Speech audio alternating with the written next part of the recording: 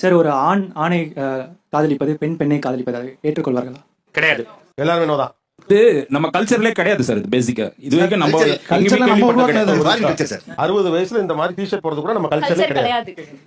இல்ல, அதனால எந்த பிரயோஜனம் இருக்கிற மாதிரி நாங்க நினைக்கிறோம். அது உங்க சாய்ஸ். உங்களுக்கு இப்ப இதுல என்ன பிரயோஜனம் இருக்கு? இப்ப நீங்க போட்டதனால என்ன பண்ணிட்டாங்க? ஃப்ரீயா ஃபீல் பண்றது. அவனுக்கு மென்டலி அவனுக்கு தோணுது, அவளுக்கு தோணுது, அவங்களுக்கு அவங்க மேல இன்ட்ரெஸ்ட் வருது. சார் ஒரு கேள்வி சார். முறையாக கோபி அண்ணா ஒரு தப்பான விஷயத்துக்கு சப்போர்ட் பண்ணுறாரு. முறையாக அவர் மேலே அந்த மரியாதை போயிருச்சு, அவரை டிஸ்லைக் பண்ணுறோம் நாங்கள். இந்த விஷயத்துக்குலாம் அவர் ஏன் சப்போர்ட் பண்ணுறாரு, அவர் தற்கூரி ஆகிட்டார் போல் அப்படின்லாம் சொல்லிட்டு இந்த போஸ்ட்டுக்கு கீழே ஏகப்பட்ட கமெண்ட்ஸ் இருந்தது. எல்ஜிபிடிக்யூ ஹோமோசெக்ஷுவல் ரிலேஷன்ஷிப்ஸை வந்துட்டு சப்போர்ட் பண்ணுறவங்கள போட்டு அடிக்கிறதுக்கான ஒரு கூட்டம் தயாராக இருக்குது.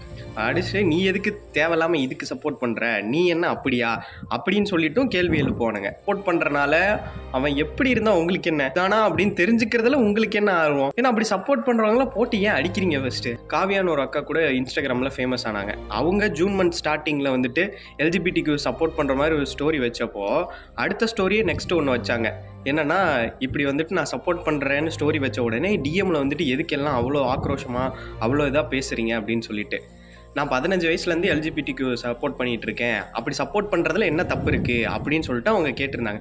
அதே தான் நானும் கேட்குறேன், அப்படி சப்போர்ட் பண்ணுறதுல என்ன தப்பு இருக்குது? இது அப்நார்மலான விஷயம், இது நேச்சுரல் கிடையாது, அப்படிலாம் கிடையாது.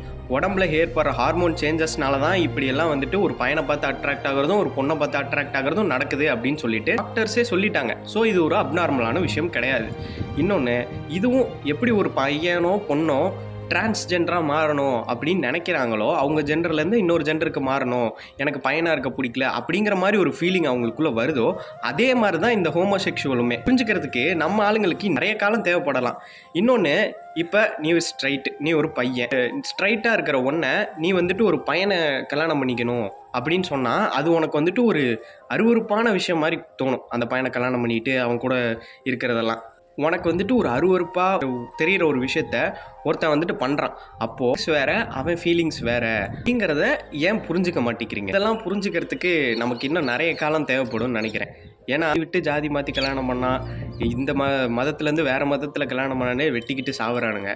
இதில் எங்கே இந்த ஹோமோசெக்ஷுவல்லாம் நார்மல் தான் அப்படின்னு சொல்லிட்டு இவங்களுக்கு புரிய வைக்கிறது?